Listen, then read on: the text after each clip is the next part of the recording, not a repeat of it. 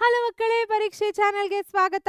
ಯಾರು ನೀವು ಅಂತ ಯೋಚಿಸ್ತಿರುವಂತಹ ಮಕ್ಕಳಿಗೆ ನಾನು ನಿಮ್ಮ ಪದ್ಮಶ್ರೀ ಮ್ಯಾಮ್. ಪದ್ಮಶ್ರೀ ಮ್ಯಾಮ್, ನಮ್ಮ ಪದ್ಮಶ್ರೀ ಮ್ಯಾಮ್. ಯಾರು ನೀವು ಅಂದರೆ ನಾನು ಇಂಗ್ಲೀಷ್ ಹೇಳ್ಕೊಡ್ತೀನಿ ನಿಮಗೆ ಇನ್ನು ಮುಂದೆ ಈ ಒಂದು ಕಾಮರ್ಸ್ ಚಾನಲಲ್ಲಿ.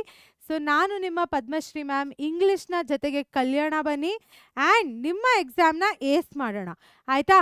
So English ma'am, English exam ಮುಂಚೆ ಓದ್ಕೊಂಡ್ರೆ ಚಾನ್ಸೇ ಇಲ್ಲ, ನೋ ವೇಸ್. ನೀವೇನು ಜಾಸ್ತಿ ಸ್ಕೋರ್ ಮಾಡಲ್ಲ ಲಾಸ್ಟಲ್ಲಿ ಓದ್ಕೊಂಡ್ರೆ. ಮೊದಲಿಂದಾನೇ ಓದೋದು ತುಂಬ ತುಂಬ ಮುಖ್ಯ.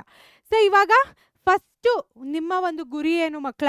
ನಿಮ್ಮ ಒಂದು ಗುರಿ ಬಂದ್ಬಿಟ್ಟು ನಿಮ್ಮ ಕ್ವಾರ್ಟರ್ಲಿ ಟೆಸ್ಟ್, ಆಯಿತಾ? ಸೊ ನಿಮ್ಮ ಕ್ವಾರ್ಟರ್ಲಿ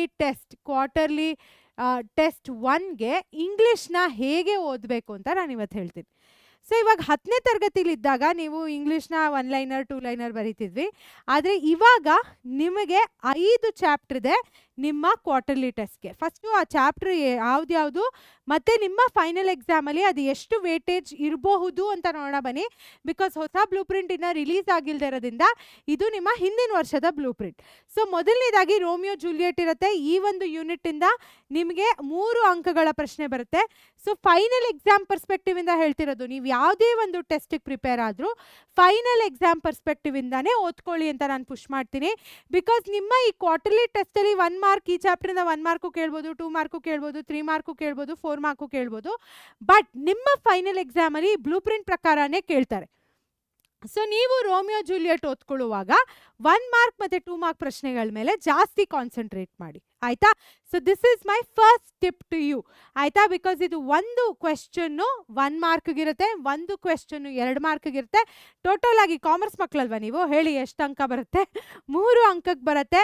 ಸೊ ಇದೇ ರೀತಿಯಾಗಿ ರೋಮಿಯೋ ಜೂಲಿಯೆಟ್ ಚಾಪ್ಟರ್ ಇಂಪಾರ್ಟೆಂಟ್ ಆಗುತ್ತೆ. ಸೊ ಈ 5 ಚಾಪ್ಟರ್ನ ನಾವು ನೋಡಿದಾಗ ಮೋಸ್ಟ್ ಇಂಪಾರ್ಟೆಂಟ್ ಚಾಪ್ಟರ್ಸ್ ಯಾವುದು? ಟು ಡಿಯರ್ ಅಂತ ಇದೆ, ಮತ್ತು everything I need to know I learned in the forest, ಆಯಿತಾ? ಸೊ ಈ ಒಂದು ಚಾಪ್ಟ್ರಿಂದ ನಿಮಗೆ ಜಾಸ್ತಿ ಅಂಕ ಬರುತ್ತೆ, 5 ಅಂಕ ಬರುತ್ತೆ. ಇವಾಗ ಟು ಡಿಯರಿಂದ ನಿಮಗೆ ಒಂದು 4 ಅಂಕದ ಪ್ರಶ್ನೆ ಬರುತ್ತೆ. ಇವಾಗ 1 ಮಾರ್ಕು, 2 ಮಾರ್ಕು, 3 ಮಾರ್ಕು, 4 ಮಾರ್ಕನ್ನು ಹೇಗೆ ಅಡ್ರೆಸ್ ಮಾಡಬೇಕು ಅಂತ ನಾನು ಹೇಳ್ಕೊಡ್ತೀನಿ.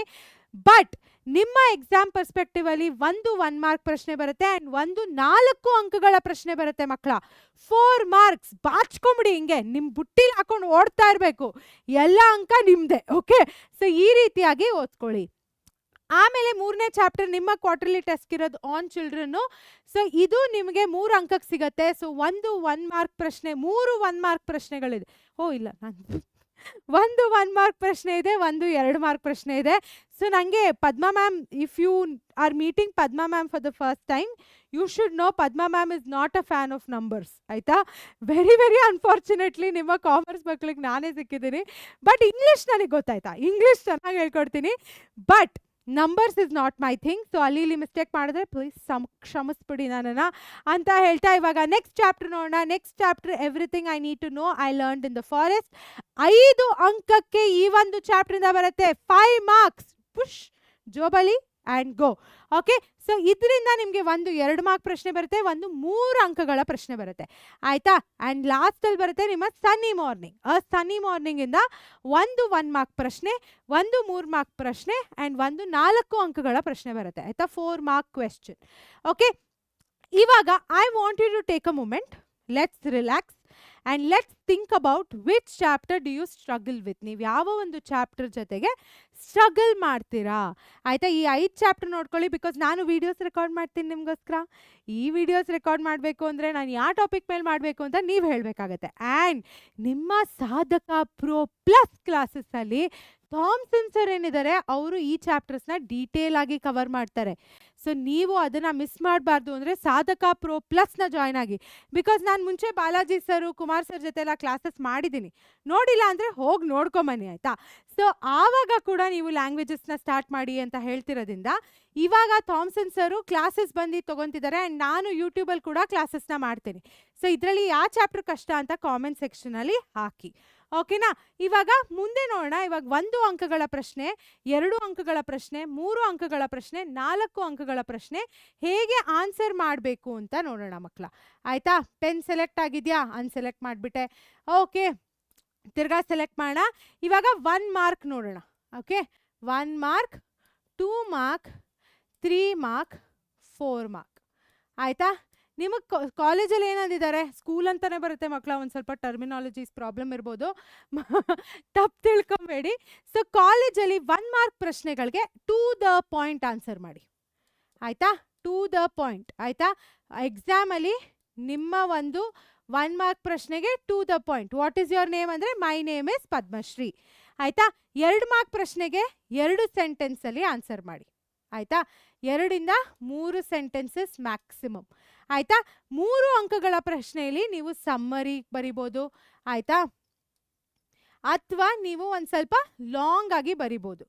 6 to 7 lines maximum you have to write for a 3 mark ಪ್ರಶ್ನೆ. ಆ್ಯಂಡ್ 4 ಮಾರ್ಕ್ಗೆ ರೈಟ್ ಅಟ್ಲೀಸ್ಟ್ 10 ಲೈನ್ಸ್, ಆಯಿತಾ? ಮ್ಯಾಕ್ಸಿಮಮ್ 10 ಲೈನ್ಸ್, ಅಟ್ಲೀಸ್ಟ್ ಅಲ್ಲ ಮ್ಯಾಕ್ಸಿಮಮ್ 10 ಲೈನ್ಸ್.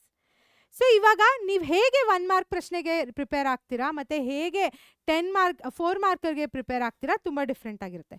1 ಮಾರ್ಕ್ ಪ್ರಶ್ನೆ ಆ್ಯಕ್ಚುಲಿ ಕಷ್ಟ ಪ್ರಿಪೇರ್ ಆಗಲಿಕ್ಕೆ, ಬಿಕಾಸ್ ನಿಮಗೆ ಚಾಪ್ಟರ್ ಇದು ತುಂಬ ನೀಟಾಗಿ ಬರಬೇಕಾಗತ್ತೆ. ಫಾರ್ ಎಕ್ಸಾಂಪಲ್ ನೋಡೋಣ ಬನ್ನಿ, ಇಲ್ಲಿ ರೋಮಿಯೋ ಜೂಲಿಯಟ್ ನಿಮಗೆ 1 ಮತ್ತು 2 ಮಾರ್ಕ್ಗಿದೆ, ಕರೆಕ್ಟ್? ಈ ಚಾಪ್ಟರ್ನ ನೀವು ಓದುವಾಗ ಲೈನ್ ಬೈ ಲೈನ್ ಕರೆಕ್ಟಾಗಿ ಓದ್ಕೊಳ್ಳೋದು ತುಂಬ ಮುಖ್ಯ.